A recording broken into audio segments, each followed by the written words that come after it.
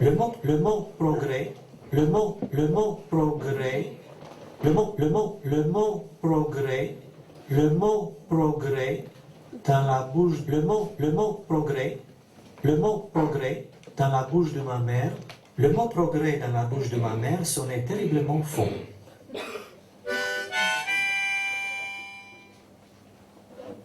Stanko! Stanko! Fils de pute! Tu m'entends? Deux hommes cachés d'un côté et de l'autre d'une espèce de no man's land qui sépare deux camps en guerre. Allez, fils de pute, réponds! Je sais que tu m'entends! Mais putain, réponds! Je peux pas rester ici toute la journée! Tu m'entends ou pas? Oui. T'es toujours en vie, fils de pute? Oui. On t'a pas encore brûlé la cervelle? Non. Espèce d'enculé! T'en as plus pour longtemps, espèce de salaud. On va bientôt te découper en petits morceaux, toi et les autres enculés de ton espèce. T'entends?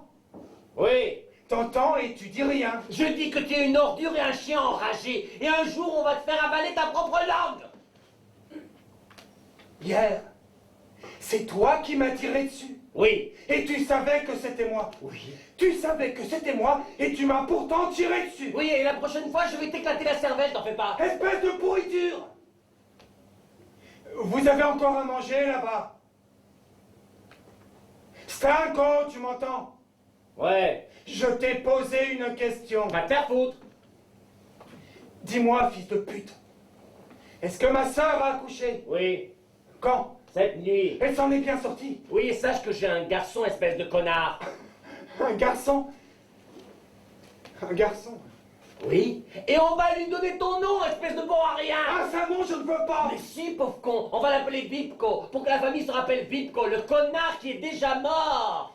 De toute façon, je m'en fous. Très bien. Va te faire foutre. Ma frangine est encore à l'hôpital. Mais non, elle a accouché à la maison. Bon, écoute-moi bien, enfoiré. Je vais t'envoyer un petit colis. Il y a du sucre et du lait en poudre. Tu vas donner ça à Ida, tu m'entends? À Ida. On n'a pas besoin ni de ton sucre ni de ton lait en poudre. Tu n'as qu'à t'en empiffrer tout seul. Écoute! Espèce de morveux! Tu fais ce que je te dis, d'accord? C'est moi, le chef de famille! Alors je te pousse le paquet au milieu, t'entends? J'ai mis un paquet de Marlboro pour toi, son of a bitch. Alors tu vas le fumer, et tu vas penser que l'un de ces quatre, je vais te loger une balle dans la tête, d'accord? Pousse le paquet. À l'aide d'une perche, Vipko pousse le paquet au milieu de la rue. À l'aide d'une autre perche avec un crochet, Stanko tire le paquet de l'autre côté de la rue. Tu l'as eu? Ouais, Tu donnes ça à ma sœur, t'entends? ouais. Et tu me dis si elle a besoin d'autre chose. On n'a besoin de rien. On a tout ce qu'il nous faut. Espèce de fumier! Espèce de cinglé.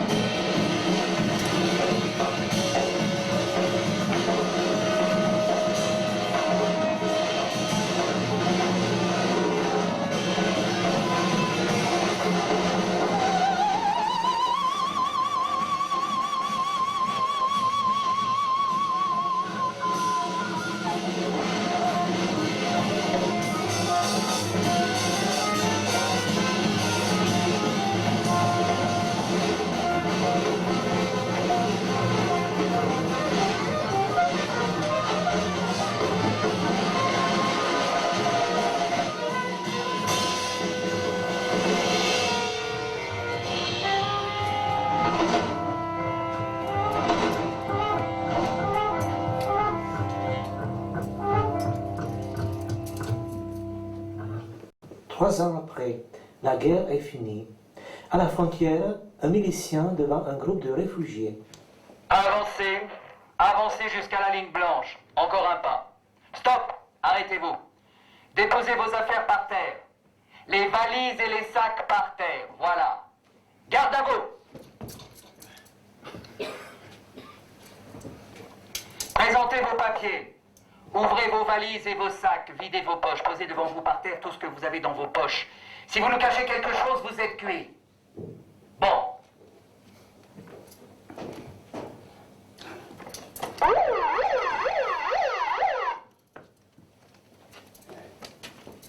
Écoutez-moi bien. Le pays qui vous accueille aujourd'hui n'est plus le même.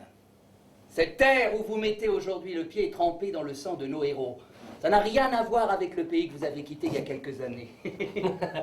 Ce pays aujourd'hui est libre, indépendant et fier. Alors je sais que parmi vous, il y en a qui ne voulaient pas que ce pays soit libre, indépendant et fier. Ben on s'en fout. Ce pays pour lequel moi et mes camarades avons donné notre sang est maintenant fort. Et c'est pour ça que nous vous permettons de rentrer. Parce que nous n'avons pas peur de vous. Même si vous, ou certains des vôtres, ne vouliez pas que ce pays soit libre, indépendant et fier, eh bien nous, on vous pardonne. Ce pays nouveau vous pardonne car il est généreux. C'est pour ça qu'il vous permet maintenant de rentrer chez vous. C'est pour ça qu'il vous permet maintenant de franchir sa nouvelle frontière. Car ce pays a maintenant une vraie frontière, qui est cette ligne blanche. Cette ligne blanche a été tracée avec notre sang. Donc elle est sacrée. Vous avez compris? J'entends bien. Mettez-vous bien ça dans votre tête, vous franchissez maintenant une frontière sacrée, une frontière sainte, que vous avez le devoir d'aimer et de respecter. Et qu'est-ce qu'on fait lorsqu'on rentre chez soi après une longue absence? Hein?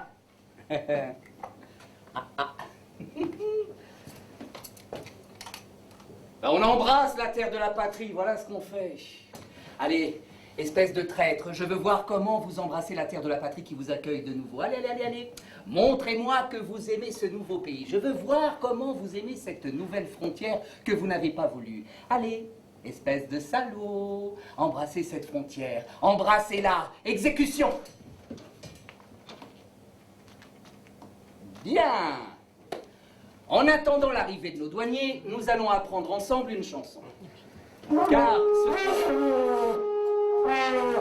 Car ce pays qui vous accueille à nouveau avec tant de générosité a maintenant un nouvel hymne national. Et je crois que vous voulez tous l'apprendre. Dis-moi, n'est-ce pas que tu veux apprendre le nouvel hymne national du pays? Allez, vous allez chanter avec moi. 3, 4. Nous sommes un peuple fier, nous sommes un peuple fier. Le sang versé par nos ancêtres est notre liberté.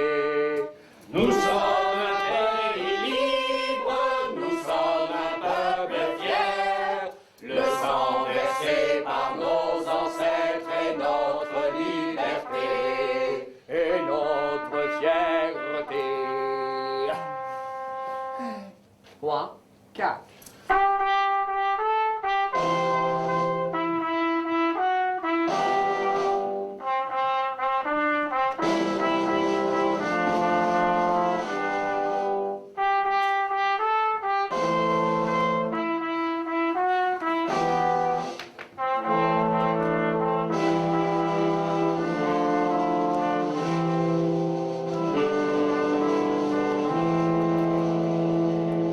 Dans la maison brûlée, la mère, le père et le fils.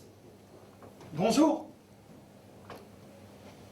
Je vous dis bonjour et vous ne me dites rien. Pourquoi? Bonjour.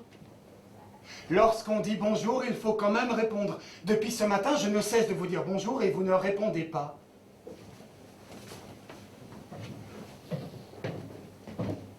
Bonjour. Depuis que vous êtes rentré, vous ne m'avez pas regardé une seule fois, vous ne m'avez pas adressé un seul mot.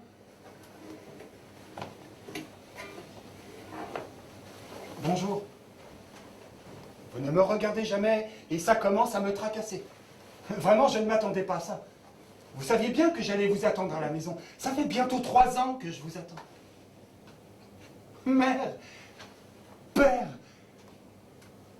allez, dites-moi quelque chose. Je suis quand même votre fils. Et la maison n'est pas entièrement brûlée. On va s'en sortir.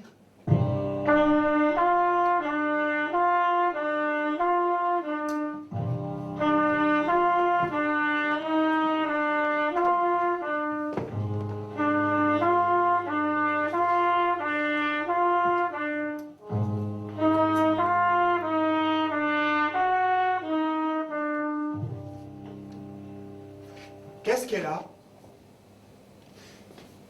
Pourquoi elle ne me regarde jamais comme ça? Elle ne m'écoute pas non plus. Pendant des heures et des heures, je lui parle, mais elle ne m'écoute pas, elle ne me regarde pas, elle ne pleure même pas. Toi, au moins, lorsque nous sommes seuls dans la cour ou dans la forêt, tu me parles à haute voix. Quoique toi non plus, tu ne me regardes jamais. Ici, chez nous, les mères, c'est fait pour ça. Normalement, ça pleure facilement, les mères. Alors pourquoi elles ne pleurent pas? Père, il faut que tu t'en occupes. Il faut absolument qu'elle se mette à pleurer. Ça va la soulager, et ensuite, on pourra se parler.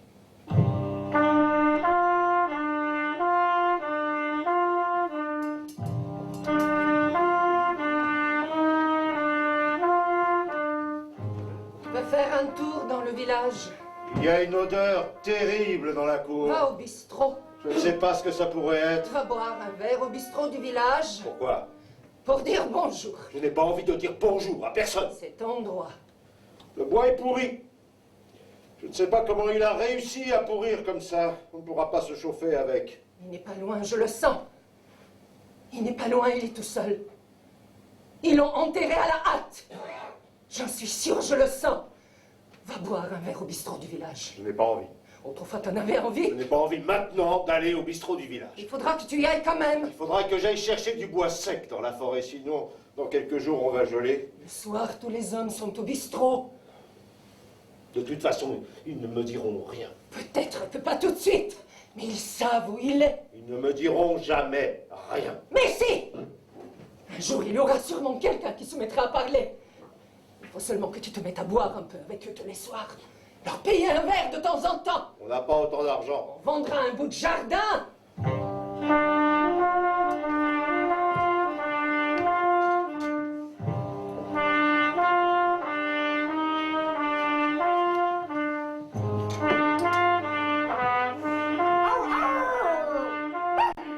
Le père et le fils sont à table.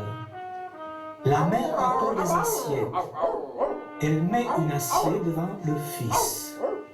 Comme la table est légèrement inclinée, l'assiette glisse doucement et tombe par terre où elle se casse.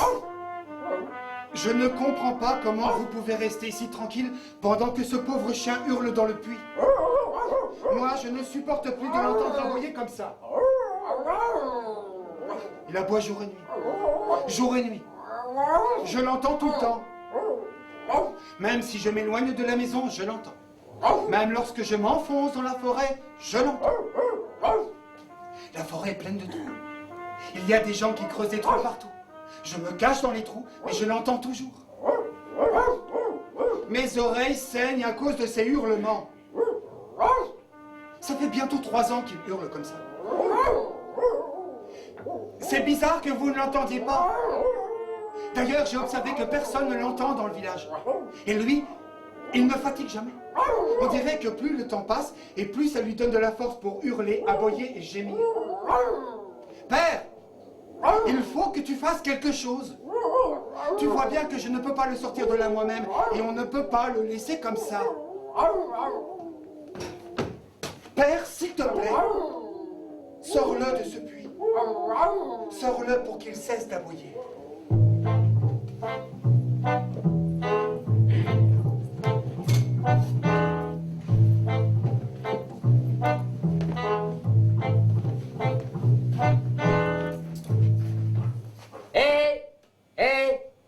Bonjour camarade. Bonjour. Ah, vous ne me connaissez pas, c'est normal, hein, je ne suis pas d'ici, je suis de Pratograd. Je m'appelle Irvan. Ça fait seulement 2 ans que j'habite ici. J'ai acheté la maison d'en face. Et maintenant, nous sommes voisins. Ah, je vois que vous êtes revenus, hein, c'est bien. C'est très bien, je prie toujours pour que ça tienne. Ah, il y a eu trop de morts pour rien et c'est dommage. Et c'est dommage parce que nous sommes tous des frères. Devant Dieu, nous sommes tous des frères.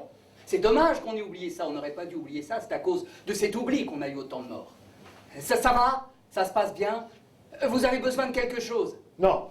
Vous avez de la chance, hein. La maison n'est pas entièrement brûlée. Il y en a d'autres qui n'ont trouvé que de la cendre, hein, c'est triste. Mais vous avez de la chance. La grande pièce d'en bas est encore en bon état, il faudra seulement acheter de nouvelles fenêtres. Ah, et les portes, bien sûr. Vous n'avez pas trop froid la nuit? Non. J'ai ouvert un atelier auto, je répare des voitures, toutes les marques. Si jamais vous tombez en panne, venez me voir, je suis en face. J'ai les pièces de rechange pour toutes les marques de voitures. Et j'en vends aussi. Je vous fais un bon prix. Votre bagnole là, c'est quoi? C'est une Lada? Oui. Elle tient encore la route? Non, c'est bien. J'ai des pièces de rechange hein, pour Lada. Hein. Si jamais vous tombez en panne, n'hésitez pas. Ou si vous avez besoin d'essence. Je vais d'ailleurs ouvrir une petite station d'essence juste à côté de l'atelier. Et comme la frontière passe maintenant presque par nos jardins, ça tombe bien. Ce sera la première station d'essence juste après la frontière.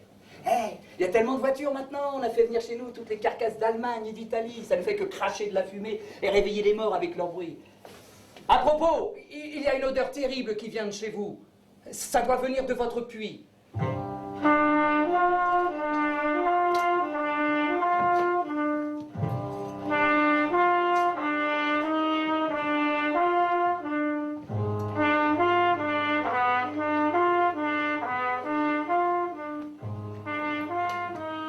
Pourquoi tu me fais ça, Vipko? Pourquoi te caches-tu, mon garçon? Où te caches-tu, Vipko? Pourquoi te caches-tu sous la terre? Tu ne t'es jamais caché sous la terre lorsque tu étais petit. Pourquoi te caches-tu sous la terre maintenant? De quoi tu peur, Vipko? Dis-moi, mon fils, pourquoi tu ne veux plus me parler? Tu m'as toujours parlé. Pourquoi maintenant tu ne veux plus me parler? Pourquoi tu ne veux plus parler à ta mère? Pourquoi tu ne veux plus me parler à moi, ta mère? Pourquoi tu ne dis rien? Dis-lui de me parler. Parle à ta mère, Tu Vipko. m'as toujours parlé, Vipko, mon fils. Pourquoi tu ne me parles pas maintenant? Est-ce que la terre est trop lourde pour toi? Est-ce qu'il y a trop de terre là où tu es? Est-ce que ça te pèse, cette terre où tu t'es caché? Cette terre où tu t'es enfoui? Tu ne peux pas ouvrir la bouche à cause de toute cette terre, mon fils. C'est ça? Pourquoi tu ne dis rien? Demande-lui de nous dire où il est. Dis à ta mère où tu es, mon fils. Dis-nous où tu es, on viendra te chercher. On viendra te déterrer, on te ramènera à la maison. Tu pourras te reposer à la maison, tu vas te coucher à la maison. Dis-lui que la maison n'est pas entièrement brûlée. Tu pourras te reposer dans la grande pièce en bas, le temps que je refasse le toit. Dis-lui que tu t'es mis à refaire le toit. Oui. Dis-lui comment t'as un chien qui aboie la nuit dans la cour. Il y a un chien qui aboie la nuit dans la cour. Il aboie des entrailles de la terre. Dis-lui que je l'entends et que je vais les nourrir. Oui. Dis-lui que je vais nourrir son chien. Il ne faut pas qu'il se fasse de soucis pour ça, ni pour la maison. On nous a tout volé dans la maison, Vipko. On nous a volé même les planches, même les portes et les fenêtres. Mais ce n'est pas grave. Tout ce qu'on veut maintenant, c'est te trouver, c'est que tu nous parles. Tu pourras très bien te reposer un temps dans la grande pièce d'en bas. Et dès qu'on termine le toit, tu pourras reprendre ta chambre. Tu m'entends, Vipko? Réponds à ta mère, Vipko, ne me laisse pas parler comme ça. Tu as faim? Demande-lui s'il a faim. Tu as faim, Vipko? Tu veux manger quelque chose? Je t'ai préparé des aubergines grillées. Tu as toujours aimé les aubergines grillées. Tiens, mange! Voici 3 jours que nous sommes assis tous les trois autour de la table. Voilà. Elle est trop fâchée contre moi pour pleurer. Elle est tellement fâchée que même à table, elle me remplit mon assiette sans me regarder. Ça nous arrive d'avoir parfois, comme ça, de très longs moments de silence. Nous restons comme ça, pendant des heures et des heures tous les trois, silencieux et immobiles autour de la table. Ma mère ne mange pas et ne boit pas. Moi non plus. Depuis que je suis dans cet état bizarre, je n'ai pas trop envie ni de manger ni de boire. Il n'y a que mon père qui se remplit de temps en temps un verre de slivovica et le boit cul sec. Tu l'as acheté où? Chez l'épicier. Chez Snorko. Oui. T'as rien demandé? Non. Il a bien vu que c'était toi. Oui. Il a demandé si j'étais rentré moi aussi avec toi. Non. Il y avait du monde. Non. Tu lui as serré la main? Oui. C'est lui qui t'a tendu la main? Oui. Et il t'a regardé droit dans les yeux. Non.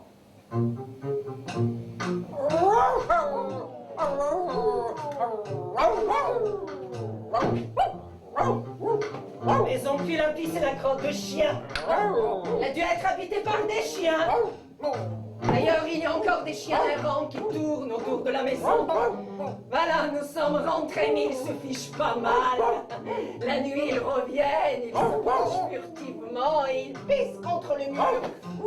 Faut que tu répares la clôture. Je ne supporte plus les chiens errants qui se baladent pendant la nuit dans la cour. Surtout lorsqu'ils s'agglutinent autour du puits. Qu'est-ce qu'ils ont à s'agglutiner comme ça autour du puits? De toute façon, le puits est plein d'ordures. On dirait que pendant 3 ans, tout le monde dans ce village a jeté ses ordures dans notre puits. Il faudra que tu nettoies ce puits. Il faudra que l'on puisse boire de nouveau l'eau de ce puits.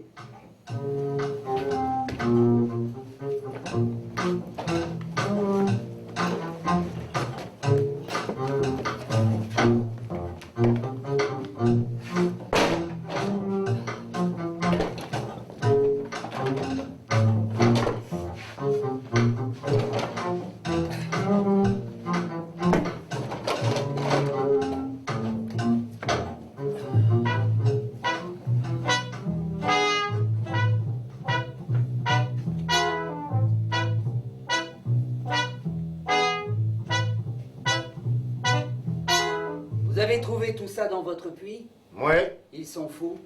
Ils sont fous, les gens, les puits, c'est sacré. Comment jeter des ordures dans un puits?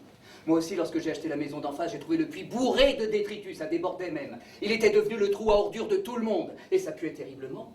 On y avait jeté même des carcasses d'animaux. Oh, mais j'ai pas eu le courage de le nettoyer, hein. J'ai préféré y jeter de l'acide et puis le couvrir avec une grosse plaque de béton. Et j'ai fait creuser un puits propre derrière la maison. Un vrai puits. Ça va? Ça se passe bien? Vous avez besoin de quelque chose? Si jamais vous avez besoin d'un coup de main, vous me dites, hein, je vends aussi des moteurs électriques. Si vous en avez besoin, n'hésitez pas à venir me voir. Je vends aussi des brouettes en métal. Ah, je vois que vous avez déjà une brouette. Bon. Écoutez, ce que je voulais vous dire, c'est que je n'étais pas ici lorsqu'on vous a tué le fils. Moi, je n'ai rien à voir avec ça. Je ne suis venu ici qu'il y a 2 ans. Vous m'entendez? Oui. Lorsque j'ai acheté la maison d'en face, votre maison, elle était déjà dans cet état. Elle était vide, le toit avait déjà brûlé. Pas de porte, pas de fenêtre, rien. Voilà, je voulais vous dire ça, que ça soit clair. Moi, tout ce que je veux, c'est être tranquille. Ouais. Je peux jeter un coup d'œil dans le puits? Ah oui. Oh! Vous avez bien avancé, ça fait combien de jours que vous nettoyez? 3 jours. Ah bah vous avez bien avancé, chapeau pour un homme seul, hein. Mais si vous avez besoin d'un coup de main, vous me dites, hein, je vous envoie l'un de mes mécaniciens. 1 ou 2, ils sont pas chers. Ouais. Mais je crois que l'eau risque d'être pourrie, hein. Je ne pense pas que vous allez pouvoir boire de nouveau l'eau de ce puits. Je ne sais pas. Bah il faudra peut-être, après le nettoyage, faire comme moi, le couvrir avec une couche de ciment. Sinon ça risque de puer encore. Si jamais vous voulez le couvrir avec du ciment, j'en ai. Enfin, je peux vous en vendre. Mais il faudra le couvrir vite, hein, ça empeste trop. Parfois, je sens que comme ça vient encore de chez vous, là, cette odeur de puits gavé d'ordures. Vous avez enterré quoi hier, derrière la maison? Un cadavre de chien. Je l'ai trouvé dans le puits. C'était le chien de mon fils. Bon, ben, je vous laisse maintenant. Je dois moi aussi retourner au travail. J'ai 3 gars qui travaillent pour moi, mais ils sont pas très sérieux. Dès que je leur tourne le dos, ils se mettent à tirer au flanc. Alors hier, ils sont allés cueillir des champignons dans la forêt. Et ils ont trouvé ça.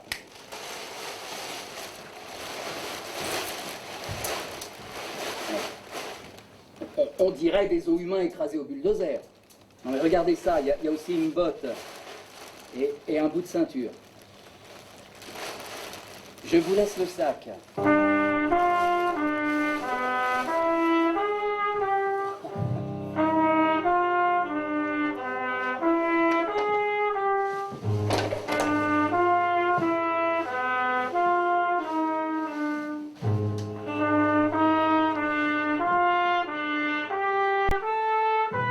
Au milieu de la table, comme si c'était un repas, le tas d'ossements, la botte et le bout de ceinture. Non, ce n'est pas lui, ça. Je ne sais pas. Ce n'est pas sa botte. Mais il avait quand même des bottes. Et ce n'est pas sa ceinture non plus. Tu es sûr? Il n'avait pas des bottes comme ça. Mais il avait quand même des bottes. Oui, mais noires. Mais cette botte, elle est noire.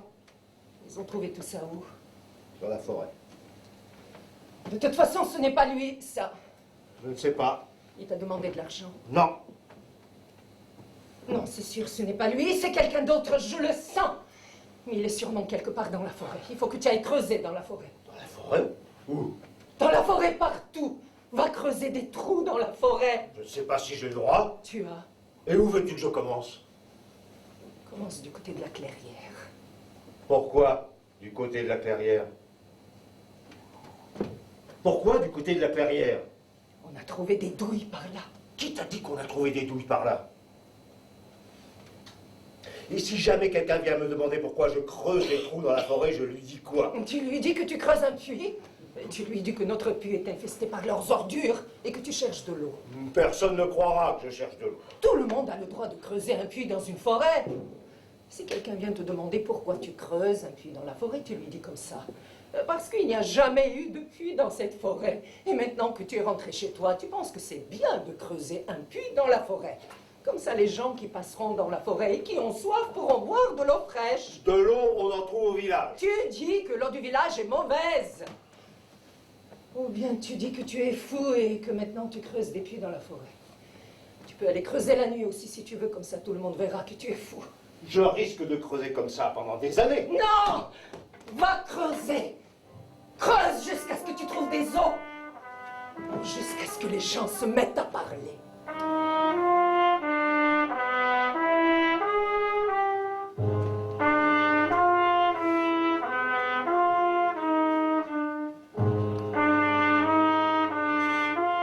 Voici 3 jours que vous êtes assis à table. La soupe est froide. Le pain est devenu dur, le vin commence à tourner. Vous ne faites que regarder depuis 3 jours ces ossements qui n'ont plus de forme et d'odeur. On dirait des cailloux. Vous ne faites que regarder ces cailloux humains, cette botte et ce bout de ceinture en cuir. Vraiment, mère, tu ne vas pas te laisser avoir par un marchand d'ossements. Tu vois bien que ce n'est pas moi, ça.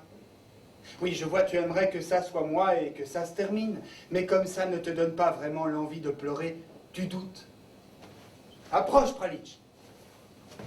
Lui, c'est Pralitch. Il vient de Belgrade, il est serbe. Dis bonjour à mes parents, Pralitch. Bonjour. Voilà.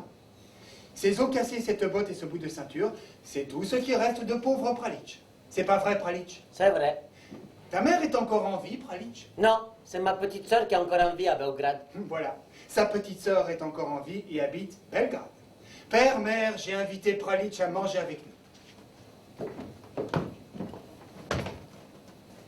Bah, prends une chaise, Pralitch. Viens à côté de moi. Je ne peux pas déranger.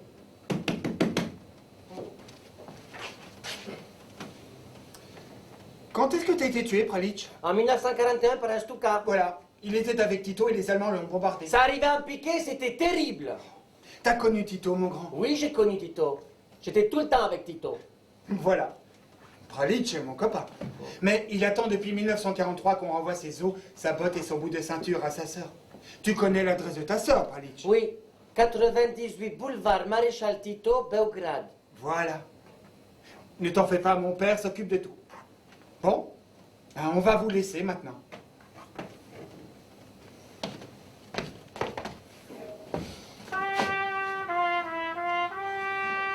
Regardez comme il fait beau dehors. Le printemps a commencé plus tôt cette année. Les cerisiers sont déjà en fleurs, la forêt est plus verte que jamais. La terre est douce, imbibée d'eau fraîche. C'est la bonne saison pour creuser des trous. D'ailleurs, la terre s'ouvre toute seule et crache sans cesse des os et des bottes, des boucliers et des casques. Nous, on va faire un tour du côté de la clairière. Il paraît que toute une patrouille d'Allemands est en train de remonter à la surface. Allez, viens, Pralitch. On va s'amuser avec les Fritz. Au revoir, maman. Au revoir, papa. Au revoir. Au revoir. Au revoir. Et merci pour le chien, papa. Ça me fait plaisir maintenant de me balader avec lui. Il est tranquille maintenant. Il n'aboie plus. Même lorsqu'il voit passer des sangliers, il reste calme.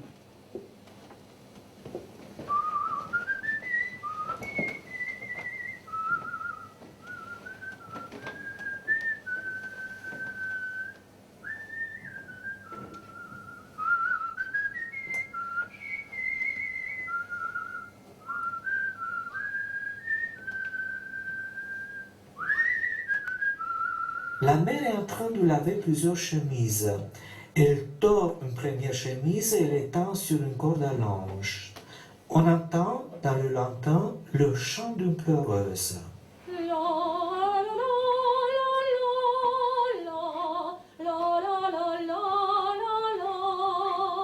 Pendant que la mère est en train de tordre la deuxième chemise, des taches rouges apparaissent sur la première.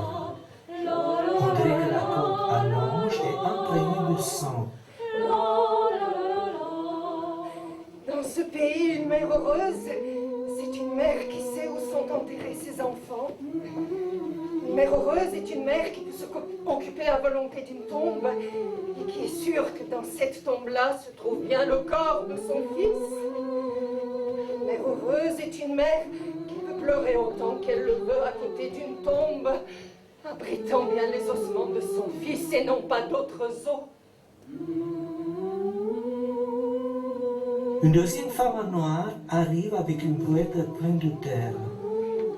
Pendant que la mère lave et tord d'autres chemises, la deuxième femme en noir enterre une chemise dans la brouette.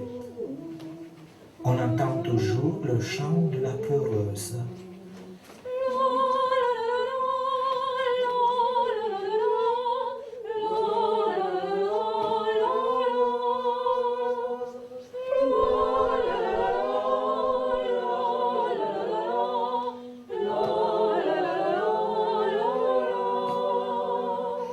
Regardez ma cousine Vera. Elle n'a jamais été sûre que les os qu'on lui avait apportés étaient bien ceux de son fils. Mais elle a en revanche reconnu la chemise de son fils. Là, il n'y avait aucun doute. C'était la bonne chemise. Elle l'a enterrée. Elle pleure maintenant sur la tombe de la chemise de son fils. Elle apporte des fleurs à la tombe de la chemise de son fils. Et depuis quelque temps, elle ne pleure même plus autant. Elle est soulagée, son deuil se passe bien. Elle a commencé à retravailler. Depuis quelque temps, elle a même espacé les visites auprès de la tombe de son fils.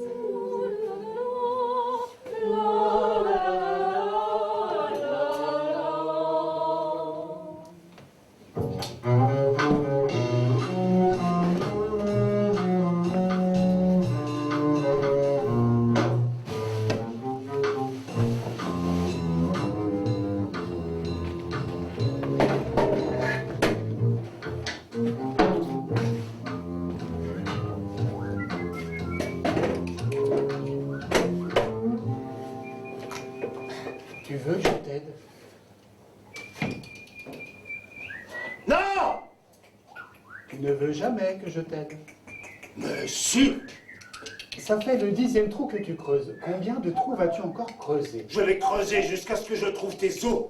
Tu es tout en sueur, papa. Ça suffit pour aujourd'hui. Aide-moi à te trouver, fiston. Je ne peux pas. Pourquoi, fiston?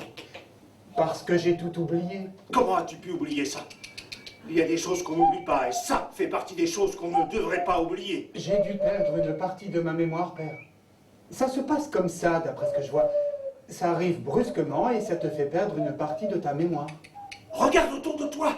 Dis-moi si ça s'est passé ici. Mais je n'en sais rien. Je suis désolé, père, mais rien de ce que je vois autour de moi ne me dit plus rien. Est-ce que tu avais beaucoup marché avant que ça ne se passe? Oui, Comment sais-tu? je ne sais pas. Toute ma mémoire est passée dans mes bottes. C'est fou ce que je les sens lourdes, mes bottes. Je les sens lourdes et ça me tire vers le bas. Oui, j'ai dû beaucoup marcher avant que ça ne se passe. Mes bottes te raconteront ça. Tu veux que je t'aide? Non! Fais attention lorsque tu creuses, père. Dans cette forêt, il y a plusieurs couches de mort. C'est des couches fragiles, père. Ça risque de s'écrouler à tout moment. C'est comme si on avait plusieurs toiles d'araignée plissées les unes sur les autres, avec un tas de gens engloutis à l'intérieur. On est une bonne trentaine de nationalités dans les entrailles de cette forêt, mais on s'entend bien ensemble. Et parfois, on se met à chanter. Et alors, je te jure, c'est la rigolade. Ça résonne en serbo-croate, en russe, en allemand, en italien, en albanais, en bulgare, en turc, en grec, même en roumain. Les jours de pluie, ou lorsque la terre s'affaisse et que les couches se tassent, on se renvoie parfois, pour s'amuser, des petits cadeaux. des bottes, des vieilles décorations. Juste en dessous de moi et de mes copains, qui sommes les plus récents, il y a plusieurs types qui ont été fusillés par Tito en 1952 pour déviation. Voilà, parce qu'ils avaient dévié de la ligne. Mais lorsqu'on leur pose la question, « Eh, quelle ligne ?» ils ne savent pas répondre. C'était peut-être la ligne de mire. Un peu plus en bas, il y a une couche de partisans tués par les Allemands, enchevêtrés avec une couche de Fritz, enchevêtrés avec les partisans. Et il y a ensuite quelques parachutistes anglais et quelques Italiens égarés lors de l'invasion de la Slovénie en 1941. Et puis encore plus en bas, il y a les gays de la Première Guerre mondiale. C'est une couche mixte, on trouve de tout. Des Serbes, des Croates, des Bosniaques, des Autrichiens, des Turcs. Et puis, plus tu descends, et plus ils sont nombreux, on ne comprend plus rien. Il y a les gars de la guerre balkanique de 1912, il y a les gars de la guerre russo-turque de 1877. Vraiment, il y a tous les Balkans et toute la Méditerranée enterrés ici. On dirait que personne n'avait envie de mourir chez soi et qu'on venait de très loin pour crever ici. Mais bon, rien à dire. Tout le monde dit que c'est une bonne terre pour les morts. Une terre chaleureuse, douce, meuble, pas trop lourde. Et puis c'est facile à compter le temps. Les saisons sont nettes. En hiver, il y a beaucoup de neige et ça gèle. Les pluies de printemps nettoient tout en profondeur et les gouttes pénètrent jusqu'à nos os. L'été est très chaud, mais il y a toujours une brise. Et quant aux automnes, ils sont longs et d'une douceur infinie.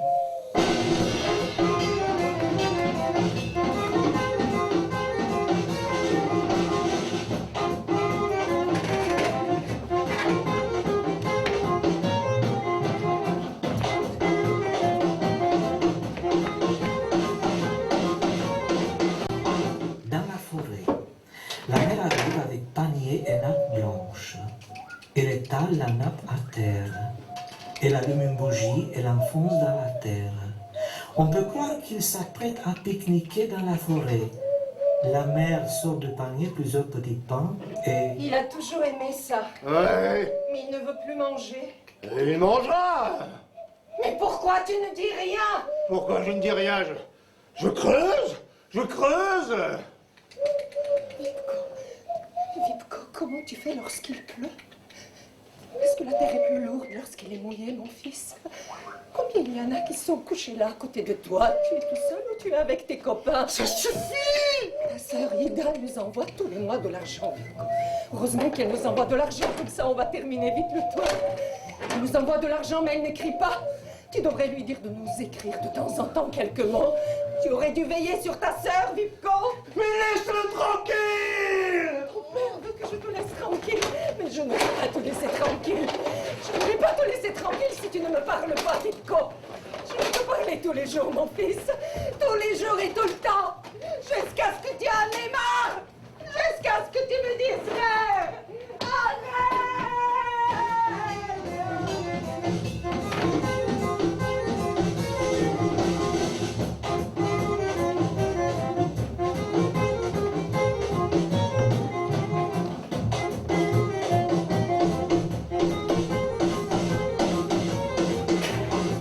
Extérieur, nuit, Paris. Une jeune prostituée fait le trottoir. Bonsoir. Tu montes?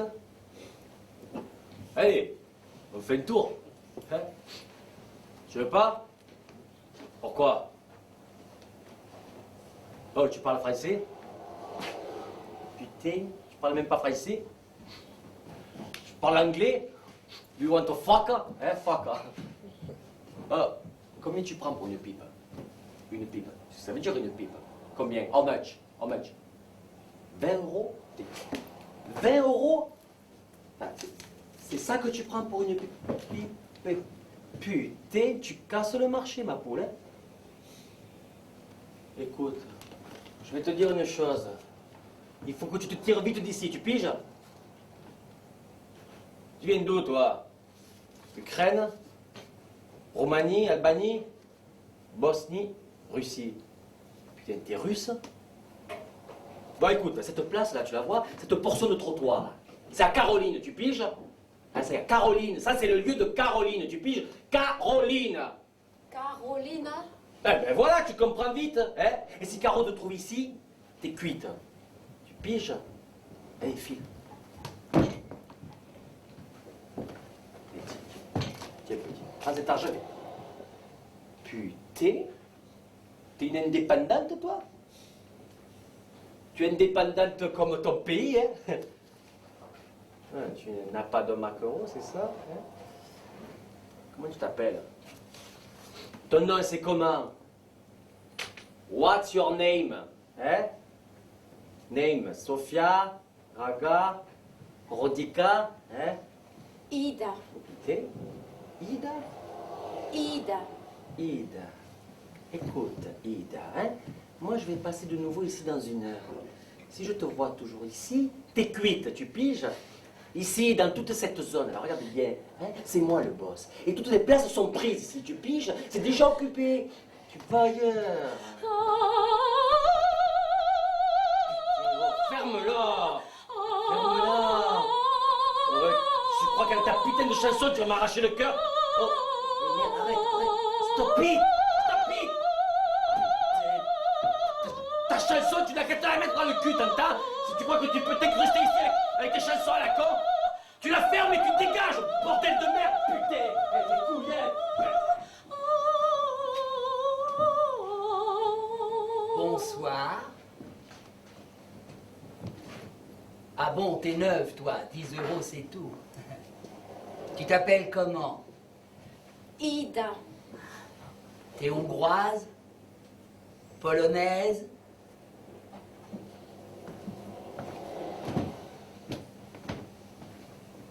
Écoute, poupée, je veux savoir si j'ai le droit à une pipe hongroise ou polonaise ou peut-être bulgare. Moi, de toute façon, j'aime toutes les pipes, mais je voudrais quand même savoir quelle est l'appellation d'origine. T'es du Kosovo? Écoute, poupée, tu ne parles aucune langue? Ta langue. Montre-moi ta langue. Hein, je veux voir ta langue. Hein.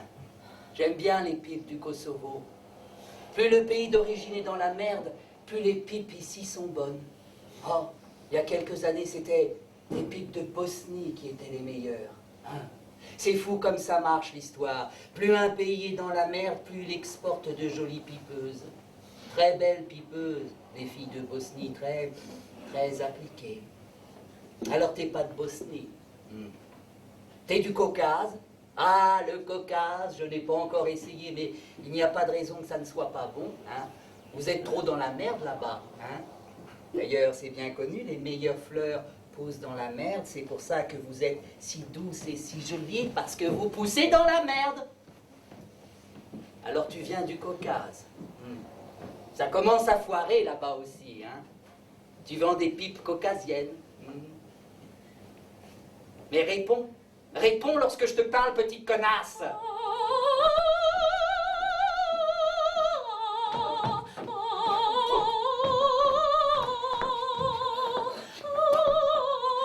¡Hijo de la gran puta! ¡Cabrón! ¡Saca mierda! ¡Maricón!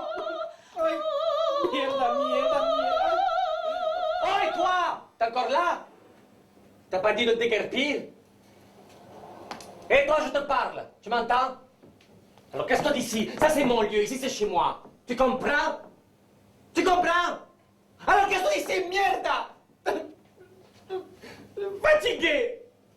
Fatigué, je suis fatigué. Si tu crois que...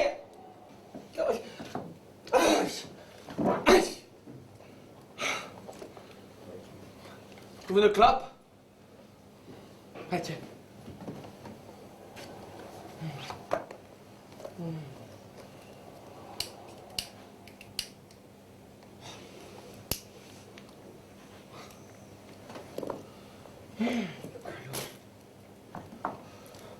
Allez, tu fumes et tu t'en vas, hein? J'en ai ma claque pour aujourd'hui.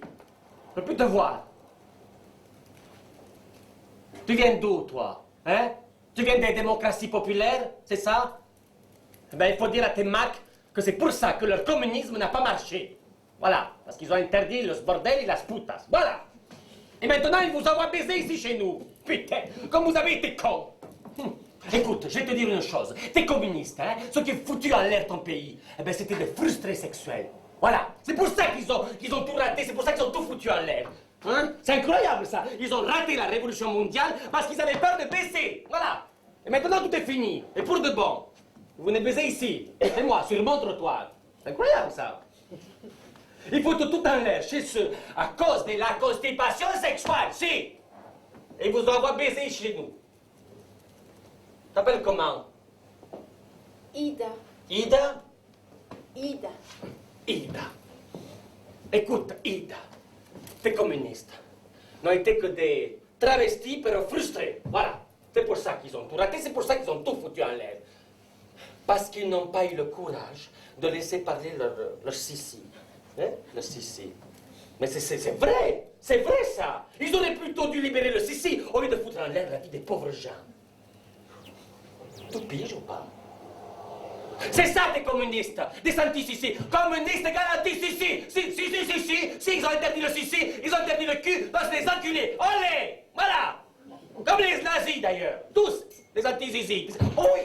Oh, tu es muerta! Oh, je suis fatiguée. J'ai mal partout. Bon, allez, viens. Hein? Qué calor. Vamos.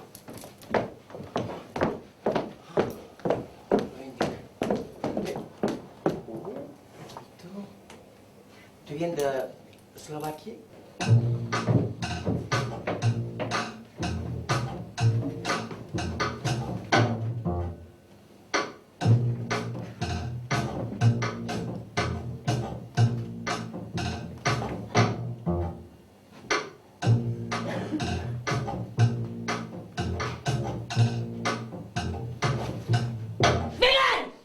Ouais, Vigan, sors de là, je vais te parler. ouais, Qu'est-ce que tu fous là? je creuse un puits. Ouais, tu creuses un puits. Oui. Ouais, tu creuses un puits, comme ça, au milieu de la forêt. Oui. Et t'as trouvé de l'eau? Non, Et tous ces trous-là, c'est toi qui les as creusés? pas tous, non. Quand est-ce que t'es rentré? Il y a quelques semaines. Ah, c'est bien, hein? C'est ton droit, hein? C'est la paix maintenant, on est de nouveaux frères. Ça va, mon frère?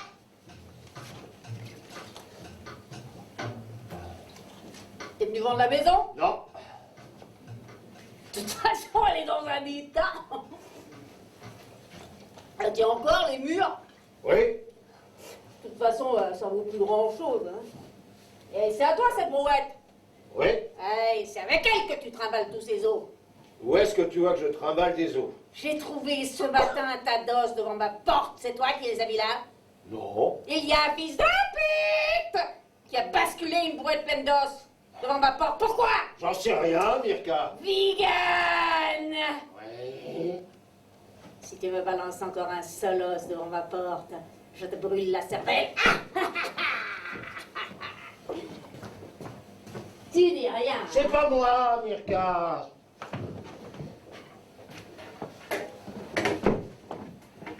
Ton fils, il a été tué parce que lui aussi l'avait tué. Tu sais ça? Ouais. Et alors, tu veux quoi? Rien. Je veux seulement trouver son corps et l'enterrer.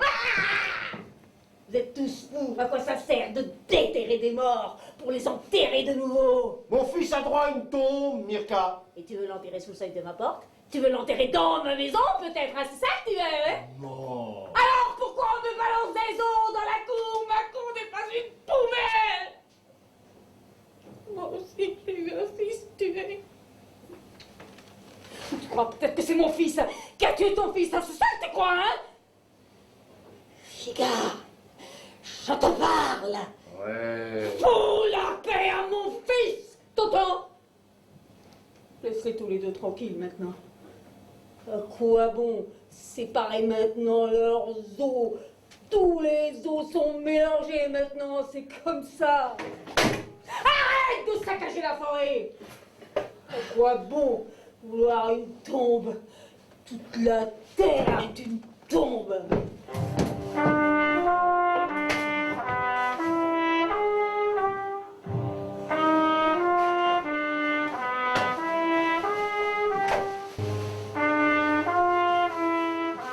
Le père retire du trou un casque militaire et une paire de lunettes de motocycliste.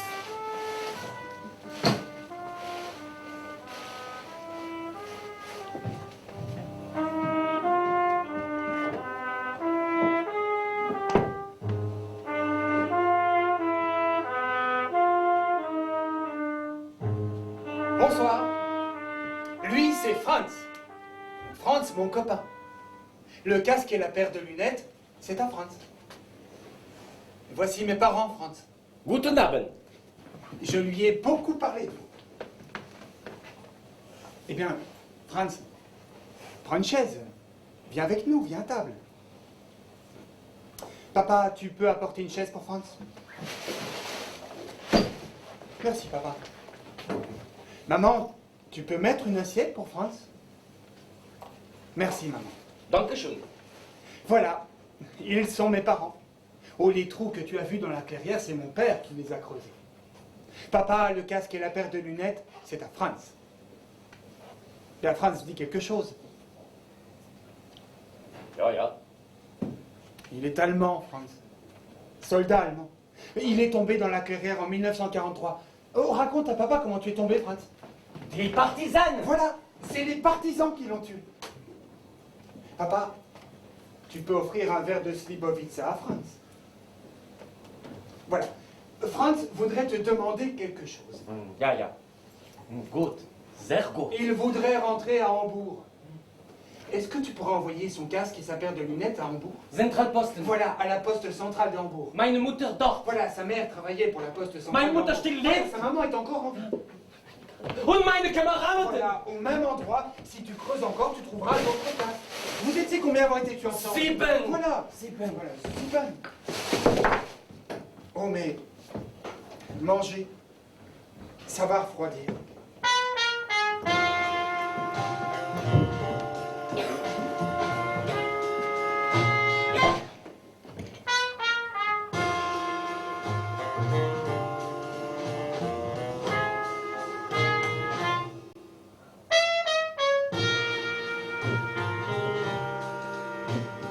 C'est toi qui voulais me parler? Oui, buongiorno, c'est moi, si. Tu veux quoi? Et je viens de la part des Fanfani. Il va bien, Fanfani. Eh oui, en ce moment, il est en tôle. Il vous salue bien. Laisse-moi son numéro, je vais l'appeler. Ça lui fera vraiment plaisir. Très bien. Il est en tôle. Oui. Mais très bien, je vais l'appeler. Ah, et puis, il voulait vous dire encore une chose. Ah bah vas-y. Elle a des dettes, chef. Qui? La ragazzina, Ida. Je connais pas. Ah, la fille qui chante, madame. Ah, la folle. Elle n'est pas folle. Merci. De toute façon, elle a des dettes. C'est Fanfani qui la gère, non? Et Et alors, qu'est-ce que ça peut me foutre si elle a des dettes? tout de même, madame, il s'agit des Fanfani. Mais non. Bah, dis-moi. Tu veux que je paye ses dettes? Non, mais elle est mal barrée. Ah, et c'est ça que tu devais me dire. Si? Et c'est pour ça que Fanfani t'envoie, pour me dire qu'elle est mal barrée. Oui. Alors, vous n'avez qu'à lui casser les dents. Ah non, madame, on ne veut pas ça. Et alors, vous voulez quoi? On veut qu'elle paie ses dettes. Elle a des dettes à Milan. Fanfani veut que vous le sachiez. C'est pour ça qu'elle m'envoie, pour vous dire qu'elle est venue chez vous de Milan.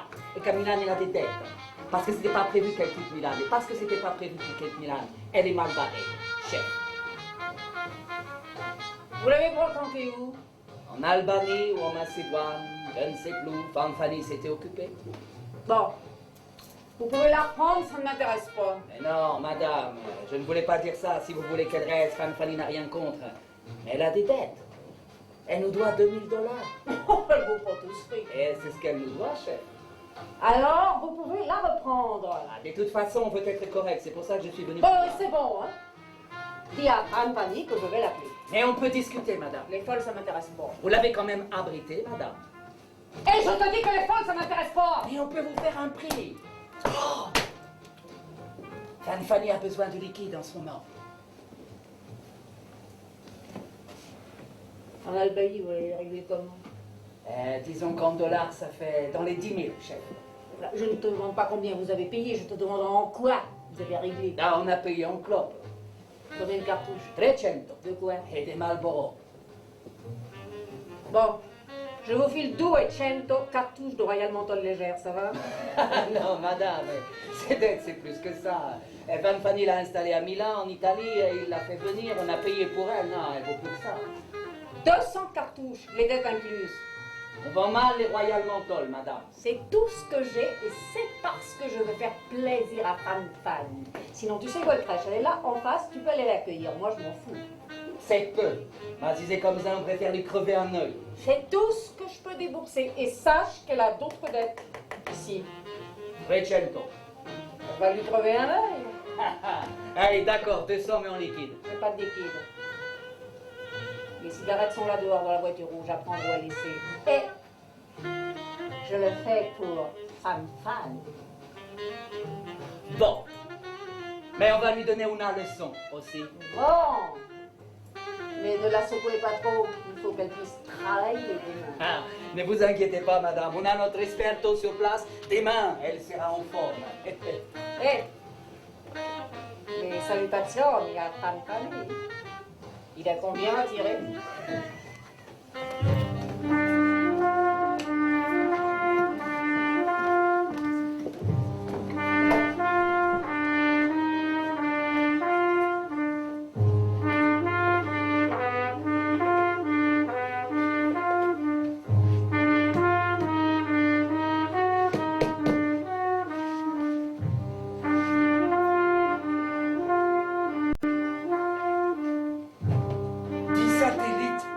Satellite?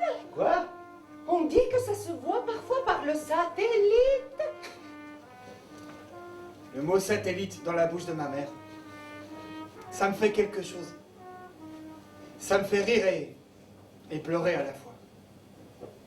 Quand j'ai entendu pour la première fois le mot satellite dans la bouche de ma mère, j'ai été envahi brusquement par un léger sentiment de honte et par une énorme tendresse. Ce sentiment de légère honte n'était pas nouveau. Je l'avais déjà ressenti une ou deux fois dans mon enfance, lorsque ma mère demandait aux réunions des parents à l'école si j'avais fait des progrès. Le mot progrès dans la bouche de ma mère sonnait terriblement faux. Non, il n'est pas normal le mot progrès dans la bouche de ma mère. Dans la bouche d'aucune mère, le mot satellite n'est normal non plus. Satellite? Quoi? D'ailleurs, chaque fois qu'elle prononce le mot satellite, ma mère panique un peu. Elle hausse le regard et sa voix tremble un peu, comme si le mot satellite était le début d'une prière. Écoutez. Satellite? Mais c'est con ce que tu dis là. D'ailleurs, mon père se moque un peu d'elle. C'est pour la première fois depuis le retour qu'il ose se moquer un peu de ma mère. À cause du mot satellite, que ma mère a dû entendre à la radio. T'as entendu où toute cette histoire? À la radio. Mais tu écoutes trop la radio. On peut pas se payer, nous, un satellite. Même ce village tout entier ne pourrait pas se payer un satellite. Même ce foutu pays ne pourrait pas se payer un satellite. C'est con ce que tu dis là. Mais non. Vraiment, hein, les écouter comme ils se bagarrent à cause du satellite, c'est à mourir de rire. Hein. Moi, de toute façon, je ris beaucoup. Mais elle croit pourtant que les cadavres mal enterrés peuvent être vus parfois par le satellite. Et c'est ça qu'elle dit toujours à mon père. Ça se voit parfois par le satellite. Quoi? Les gens tués d'une balle dans la nuque. Elle sait qu'on peut les voir du satellite. En Russie, on a découvert une fosse commune comme ça par le satellite. D'abord, par le satellite, on a découvert une route en pleine forêt, en Sibérie. C'était une route étrange qui ne menait nulle part. Elle s'avançait de 300 ou 400 km dans la forêt, et puis elle s'arrêtait brusquement. Et on a découvert qu'au bout de la route, il y avait une grosse fosse commune. Pendant des années, les gens du coin avaient vu des camions militaires passer par là, faire des allers et retours, mais ils ne se doutaient de rien. Staline avait fait exécuter là des milliers de gens. Et les morts, on les a trouvés comme ça, au milieu de la forêt, par le satellite. Maman, vraiment, le mot satellite dans ta bouche ne peut que sonner faux. Il y a des mots comme ça qui sonneront toujours faux dans ta bouche. Ou dans la bouche de papa.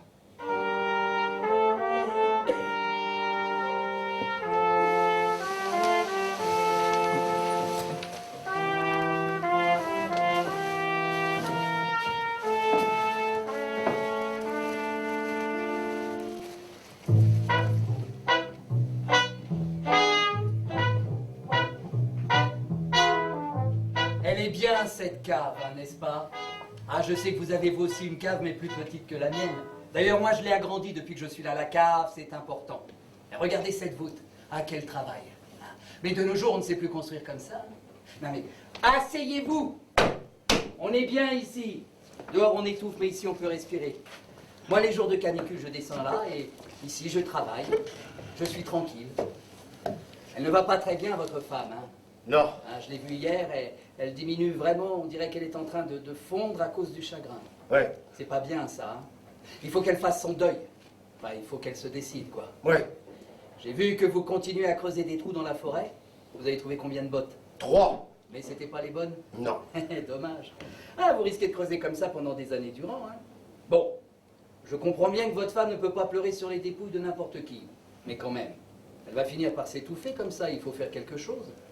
Moi, je pense que finalement, c'est mieux de pleurer sur la botte ou sur la ceinture ou sur la dépouille de quelqu'un d'autre que de mourir suffoqué.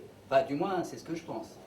Moi, je crois que c'est bête de s'éteindre comme ça parce qu'on ne peut pas faire le deuil. Parce qu'on n'arrive pas à faire parler les larmes. Bah oui. Bah oui, c'est bête, excusez-moi, je n'ai pas d'autres mots, mais très souvent, les mères sont un peu bêtes, voilà. Ou même de vraies connes. Alors moi, devant autant de conneries, je ne peux pas me retenir. Oh ben, excusez-moi de vous parler comme ça, je ne veux que vous aider. Moi, je pense que les gens, pour qu'ils puissent faire leur deuil et revenir à la vie, il faut les secouer un peu. Ben, sinon, ils s'étouffent et ils crèvent à leur tour, et c'est pas bien, ça. Bah non. Ben, comment bon Dieu sait-elle que ces bottes ne sont pas les bonnes? Toutes les bottes sont pareilles. Elle dit qu'elle le sent. Oh bah oui, bah elles sont toutes pareilles, hein, les mères. Hein. Elles sentent tout et n'importe quoi, pas étonnant qu'elles s'étouffent ensuite. Non mais elles sont toutes comme ça, hein, ces connes. Hein. Elles finissent par s'étouffer au lieu de pleurer, de se soulager, de faire le deuil malgré tout avec les moyens du bord. Bah non, elles s'étouffent. Ah pardonnez-moi, hein, je veux pas vous vexer, mais moi ça me chagrine de voir tant de tristesse et de douleur. Vous m'avez rapporté les bottes que je vous ai données l'autre jour? Voilà. Tout est là. Bon, bah je le remets en attente, celui-là. Écoutez, si je vous fais venir ici, c'est parce que je sais que vous êtes dans la douleur. Et puis je vous fais confiance. Il faut avoir confiance dans les gens qui sont dans la douleur. C'est pourquoi je vais vous montrer quelque chose.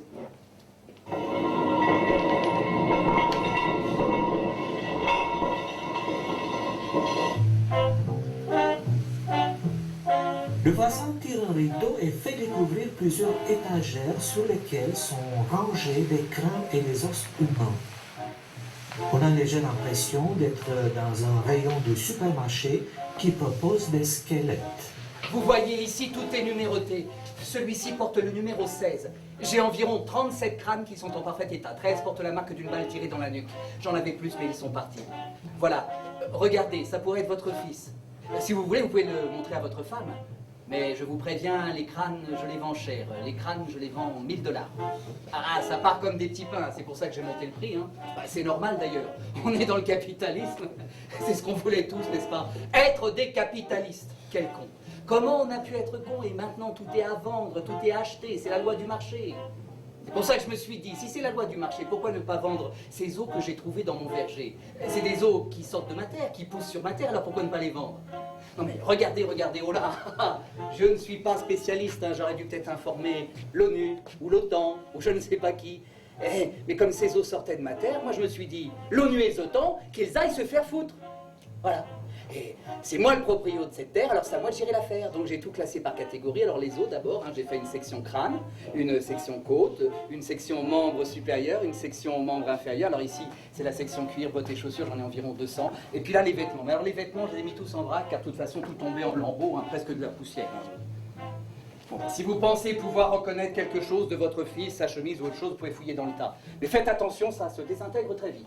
Voilà, moi je pense qu'il faut dire à votre femme d'être raisonnable. Voilà, vous avez de quoi composer un joli cadavre, vous l'enterrez, vous gravez le nom de votre fils et vous avez une tombe. Hein, comme ça, elle pourra pleurer sur la tombe. Elle fleurira tous les jours la tombe et comme ça, sa vie aura de nouveau un sens. Ah, mais moi, des mères heureuses, j'en ai déjà fait une trentaine. Hein, et parce qu'on est voisins, je vous fais un prix. Bah, d'habitude, un cadavre, je le vends dans les 2000 $. Bah, pour vous, ça sera que la moitié. Voilà. Je sais que vous avez beaucoup souffert, déjà, voilà. Je vous fais un rabais parce que vous êtes rentré chez vous. Non mais vraiment, réfléchissez bien. Hein. Non mais la vraie dépouille de votre fils, vous ne l'aurez peut-être jamais. Ah mais si vous voulez, vous pouvez faire le tour des charniers officiels. Mais vous avez vu le bordel qu'ils ont foutu les spécialistes avec les pauvres macabées déterrés à la hâte. Maintenant, ils se rendent compte que plus de la moitié ont été mal identifiés. Et ils recommencent avec de l'ADN. Vous savez ce que c'est l'ADN? Non. C'est qu'ils comparent le sang des parents avec les os de leurs enfants, ils font des analyses, quoi. Alors apparemment, si ça colle, c'est que vous faites partie de la même famille. Eh, mais ça peut prendre des années, ça, et en plus, ça coûte. Rien qu'une analyse osseuse, ça coûte 300 $. Ah, alors, vous voyez, moi, ce que je vous propose, c'est que vous fassiez le deuil tout de suite. À quoi vont trimballer les os de nos tués sous le microscope? C'est des gens qui sont de toute façon tombés pour leur terre. Faudra leur faire un monument à tous. Voilà, un monument à la connerie humaine. Non, mais vraiment, réfléchissez bien. Hein. À mon avis, votre femme, elle est au bout de ses forces. Elle ne tiendra pas longtemps sans une tombe à elle. Putain que les gens sont cons. Adopter un enfant pour donner un sens à leur vie, ça leur paraît normal. Mais adopter un cadavre, ça choque. Putain de connard. Ah, ce caboche humaine, là, ça me rend dingue. Il y en a qui vont jusqu'en Chine pour adopter un enfant. Ils dépensent une fortune, mais un cadavre à 2000 $. Ça leur paraît cher et même illégal. Ah, folie humaine. Ah, j'ai aussi du bon vin, hein, si vous voulez en acheter. Vous voyez, là, c'est le barrique. C'est du Cabernet de Bulgarie. Vous voulez goûter? Vous avez quel âge, Irfan? J'ai 40 ans, pourquoi?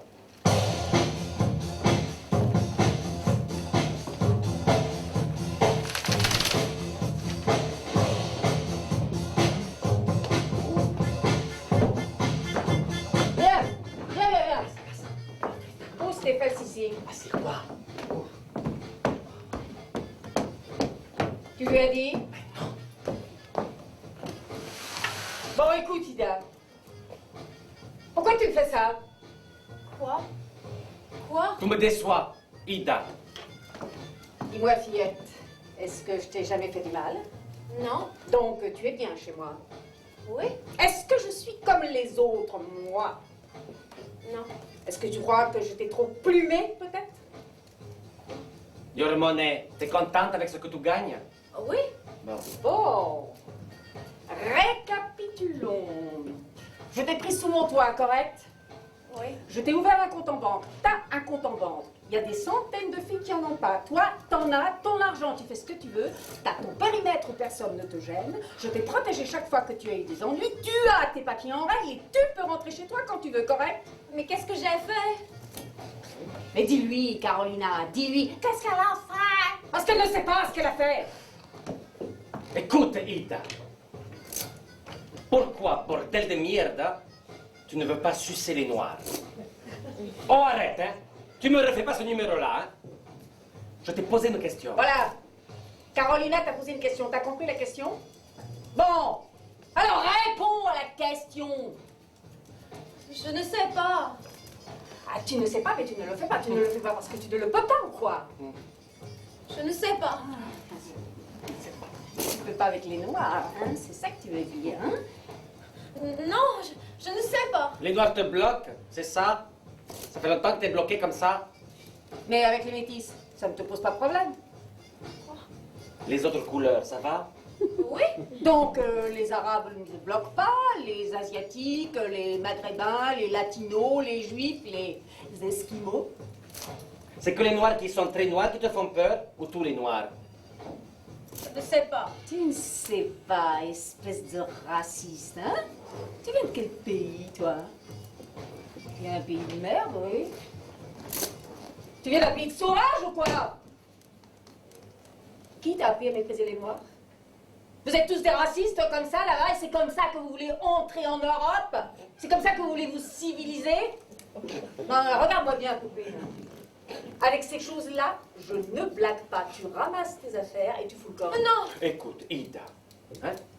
Tu as ton argent, tu as tes papiers, tu vas ailleurs. Tu arrêtes de nous foutre le bordel ici. Si t'es bloqué, tu vas te débloquer ailleurs. Va te débloquer chez toi. Tu as 10 minutes pour déguerpir. Mais tu n'as qu'à rentrer chez toi. Chez toi, là-bas, il y a que des blancs. J'imagine que des blancs dans la merde. Alors va travailler chez les tiens et là, tu fais ce que tu veux. Mais ici, on est en Europe, tu piges? En Europe, bordel. Et ici, on n'est pas raciste. L'Europe, c'est ça. Ici, tu suces tout le monde. Ici, on ne fait pas de minauderie. ¡Ole, vamos! ¡Vamos! ¡Qué calor esta noche!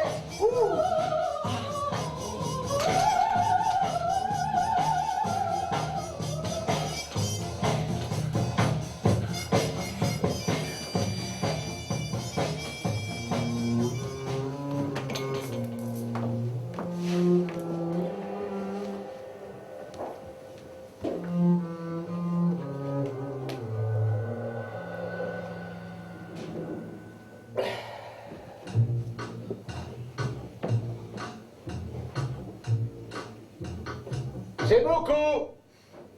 2000, c'est beaucoup. Écoute, moi, tout ce que je veux, c'est t'aider, hein. Oui, mais 2000, c'est beaucoup. Ouais, c'est pas moi qui fixe les prix, hein. Moi, tout ce que 600. je veux. Quoi? 600 tout de suite. Désolé, hein.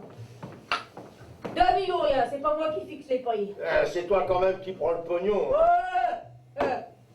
Qui t'a dit que c'est moi qui prends le pognon? Bon, j'ai rien dit.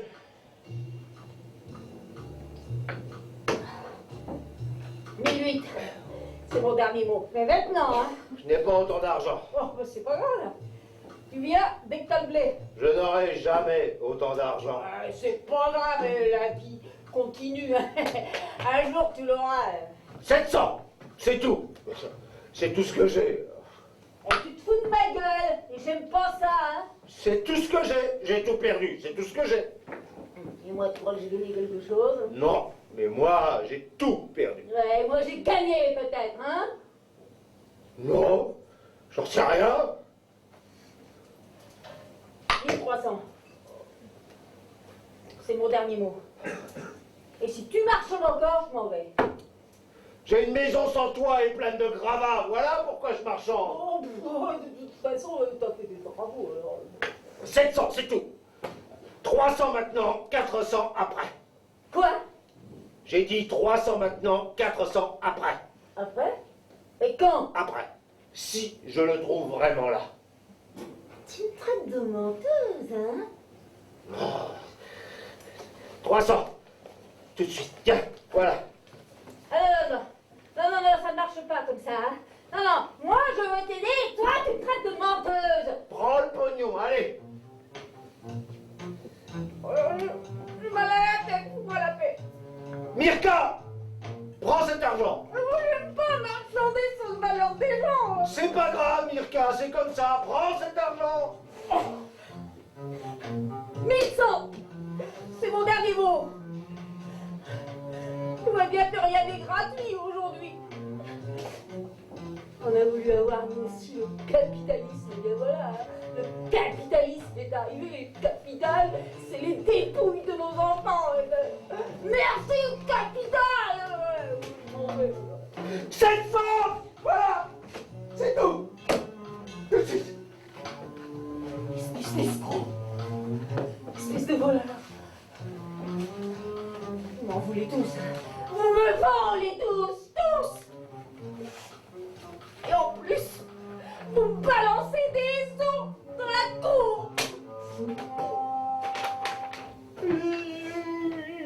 Ah, ya la la la la ya la la ya la la la.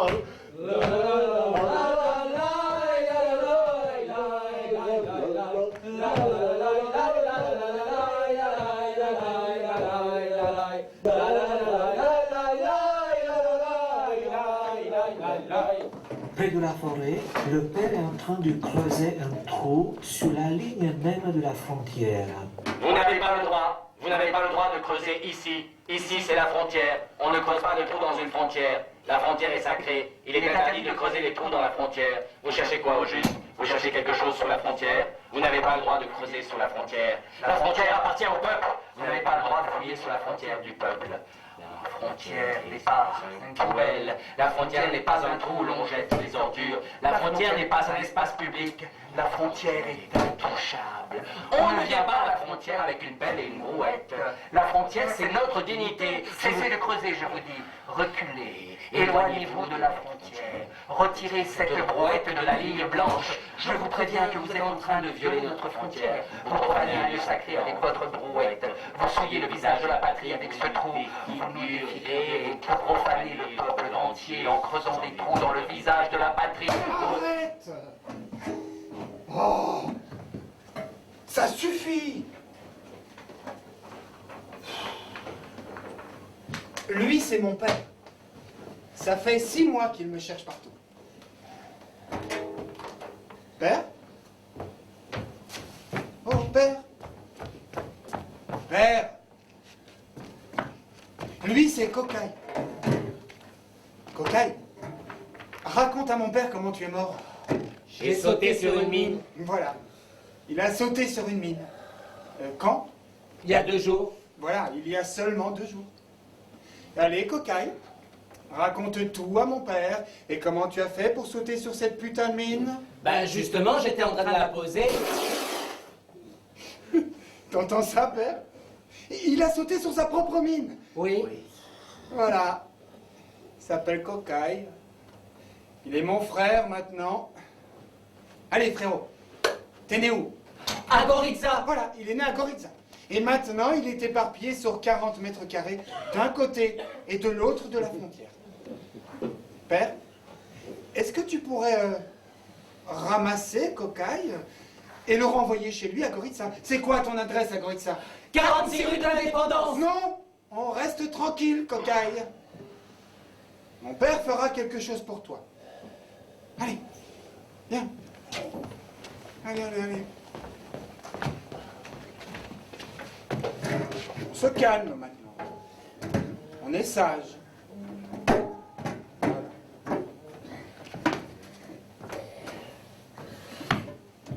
On attend que mon père finisse.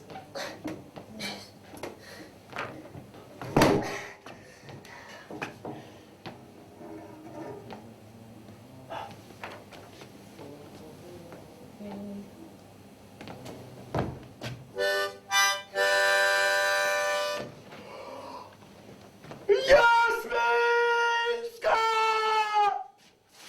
Jasminska!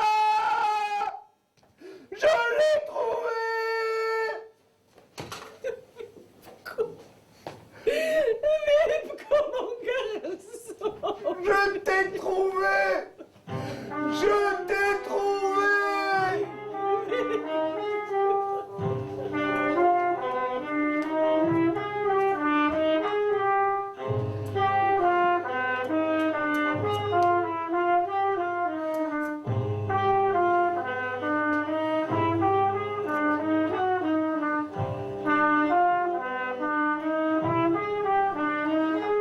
Ida, la sœur de Vico, fait son apparition. Elle porte une valise. Dans la maison, la mère apporte à manger. Elle sert d'abord le père et ensuite Ida. Elle remplit ensuite son assiette. Tous les trois commencent à manger en silence. Pourquoi tu me fais ça? Pourquoi tu ne me regardes jamais? Depuis que je suis rentrée, tu ne m'as pas regardé une seule fois, tu ne m'as pas adressé un seul mot. Je te parle, mais tu ne me réponds pas. Pourquoi? Tu fais semblant de ne pas me voir? Comme si je n'existais pas, comme si j'étais morte? Mais je ne suis pas morte! Je suis ici! Je te parle! Pourquoi es-tu si fâchée contre moi? Qu'est-ce que j'ai fait pour t'avoir remonté comme ça contre moi? Je ne sais pas pourquoi tu me fais ça. Tu es toujours ma mère. On est quand même chez nous. Vous ne me regardez jamais, ça commence à me tracasser. Je n'ai rien fait. Les choses sont comme elles sont, il n'y a plus rien à faire. Vraiment, ça n'a pas de sens de rester fâché contre moi. Combien de fois il faut que je vous le répète? Vraiment, je ne m'attendais pas à ça. Moi, je suis quand même là. Je suis toujours votre fille. Et la maison n'est pas entièrement brûlée. On va s'en sortir.